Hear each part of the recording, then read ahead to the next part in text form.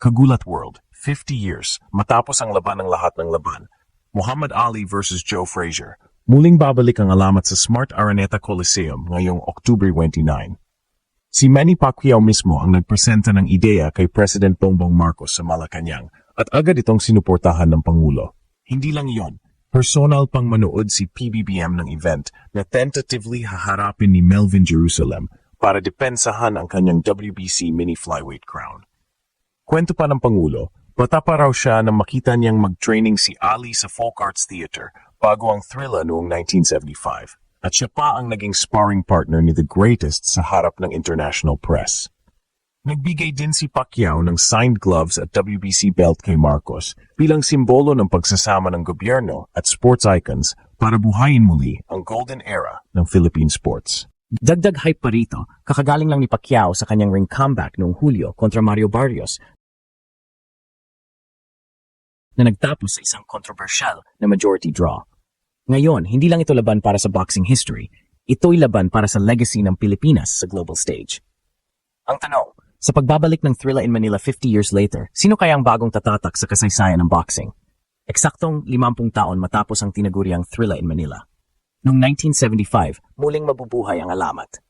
Ang laban noon ni Muhammad Ali at Joe Frazier ay hindi lang basta boxing match. Ito'y naging simbolo ng tapang, sakripisyo at walang katapusang labanan ng puso.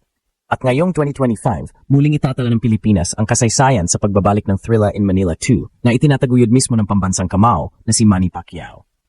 Noong nakaraang linggo, tumungo si Pacquiao sa Malacanang upang personal na ihandog sa Pangulong Bongbong Marcos ang plano para sa event. Walang pag-aalinlangan, buong suporta ang ibinigay ng Pangulo. Aniya, tamang ito laban para sa boxing. Ito ay isang pagbabalik tanaw sa yaman ng kasaysayan at pagkakataon para muling ipakita sa mundo ang kahusayan ng Pilipinas bilang host ng malalaking sporting events. Ayon pa kay Marcos, may personal siyang koneksyon dito. Bata pa raw siya nang masaksihan niyang mag-training si Muhammad Ali sa Folk Arts Theater bago ang laban kontra kay Frazier. Sa katunayan, siya mismo ang naging sparring partner ni Ali sa harap ng international press, isang kwento na lalo pang nagbigay kulay sa anunsyo. Sa Thrilla in Manila 2, hindi na sina Ali at Frazier ang maghaharap, kundi ang bagong henerasyon ng Pinoy fighters na magdadala ng watawat ng bansa. Pangunahing tampok ang laban ni Melvin Jerusalem, ang kasalukuyang WBC mini flyweight champion, na depensahan ang kanyang korona sa harap ng sambayanang Pilipinas. Isang pambihirang pagkakataon ito dahil matagal nang hinihintay ng lokal na fans na makita ang kanilang mga kampeon na lumaban sa sariling bayan sa ganitong kalaking entablado. Hindi rin mawawala ang simbolismo ng pagpirma ni Pacquiao. Matapos ang kanyang ring comeback noong Hulyo kontra Mario Barrios na nagtapos sa controversial na majority draw, pinatunayan niyang kahit 46 anyos na siya, ang kanyang presensya ay may bigat pa rin sa mundo ng boxing. Ngunit higit pa sa sariling karera, malinaw na ang misyon ni Pacquiao ngayon ay ibalik ang sigla ng boxing sa Pilipinas at bigyan ng spotlight ang mga batang boksingero. Kasabay ng anunsyo, nagbigay si Pacquiao ng signed gloves at replica ng WBC belt kay Marcos bilang simbolo ng pagtutulungan ng gobyerno at sports icons. Ito ay malinaw na mensahe. Ang Thrilla in Manila 2 ay hindi lamang simpleng laban, kundi isang pambansang selebrasyon. Dagdag pa, malaki ang potensyal ng event na ito para sa turismo at ekonomiya.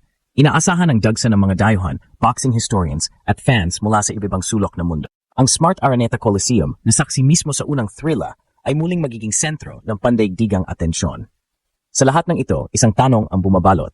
Sa pagbabalik ng Thrilla in Manila matapos ang kalahating siglo, sino kaya ang susunod na pangalan na itatala sa kasaysayan? Kung si Ali at Frazier ay nagbigay ng lamat noong 1975, ngayong 2025, panahon na para sa bagong henerasyon ng Pinoy fighters na ukitin ang kanilang sariling pamana. Hindi lang basta comeback ito para kay Manny Pacquiao, ang Thrilla in Manila 2 ay simbolo rin ng legacy at pagmamahal niya sa boxing at sa bansa. Matapos ang kanyang memorable return sa ring noong Hulyo laban kay Mario Barrios, malinaw na muling nagbalik ang kamao hindi lang para sa sarili, kundi para sa susunod na henerasyon ng mga boksingero. Sa personal na pagpulong niya sa Malacanang kasama si President Bongbong Marcos, ipinakita ni Pacquiao ang kanyang dedikasyon sa pagbabalik ng boxing glory sa Pilipinas at sa pagdiriwang ng 50th anniversary ng iconic na laban ni Muhammad Ali at Joe Frazier. Ayon kay Pacquiao, hindi lamang ito laban, ito ay pagdiriwang ng kasaysayan at inspirasyon para sa kabataan. Sa pamamagitan ng Thrilla in Manila 2, layunin niyang maipakita sa mga Pinoy na kahit sa modernong panahon, posible pa ring makamit ang mataas na antas ng tagumpay sa boxing. Binanggit din niya na kasabay ng event, magiging daan ito para buhayin ang sports development sa bansa. lalo na ang pagsuporta sa mga kabataan na nangangarap sumunod sa yapak ng mga alamat tulad ni Ali, Frazier at syempre ni Pacquiao mismo. Ang Thrilla in Manila 2 ay tentatively hahatiin ng ilang high-profile bouts na pinapangunahan ni Melvin Jerusalem para idepensahan ang kanyang WBC mini flyweight crown. Ngunit sa likod ng spotlight na ito, malinaw na ang pinaka-highlight ay si Pacquiao mismo. Hindi bilang manlalaro lamang, kundi bilang tagapagsulong ng boxing at pambansang inspirasyon. Ang kanyang pagdadala ng signed gloves at WBC belt kay Marcos ay hindi lamang ceremonial, kundi simbolo ng pagtutulungan ng gobyerno at mga sports icons para buhayin muli ang golden era ng Philippine boxing. Bukod sa selebrasyon, malinaw na may mas malaking layunin ang kampanya. Ang Thrilla in Manila 2 ay oportunidad para ipakita sa mundo na ang Pilipinas ay handa at may kakayahang mag-host ng malalaking international sporting events. Isa rin itong paraan upang muling pasikatin ang boxing sa bansa at hikayatin ang kabataan na ipagpatuloy ang tradisyon ng disiplina, sakripisyo at pagiging kampeon. Hindi biro ang paghahanda para sa October 29th. Ang mga logistics, promotion at fighter readiness ay pinaplano ng maaga. Ang Smart Araneta Coliseum na saksi sa orihinal na Thrilla ay muling magiging sentro ng global attention. At sa bawat detalye, malinaw ang mensahe ni Pacquiao. Ang Thrilla in Manila 2 ay higit pa sa laban. Ito ay pambansang karangalan, legacy at inspirasyon para sa lahat ng Pilipino. Sa pagbabalik ng Thrilla in Manila, malinaw na si Manny Pacquiao ay hindi lamang bumabalik bilang dating kampeon, kundi bilang tagapagsulong ng pambansang boxing legacy. Ang October 29 ay hindi lamang simpleng petsa sa kalendaryo. Ito ay simbolo ng 50 taon ng kasaysayan, pagsisikap at inspirasyon. Sa bawat signed glove at WBC belt na ipinakita ni Pacquiao kay President Bongbong Marcos, ramdam ang mensahe, ang boxing sa Pilipinas ay buhay at ang bagong henerasyon ay dapat hikayatin at suportahan. Ang Thrilla in Manila 2 ay higit pa sa isang laban sa ring. Isa itong selebrasyon ng kultura, kasaysayan at pambansang pagmamalaki.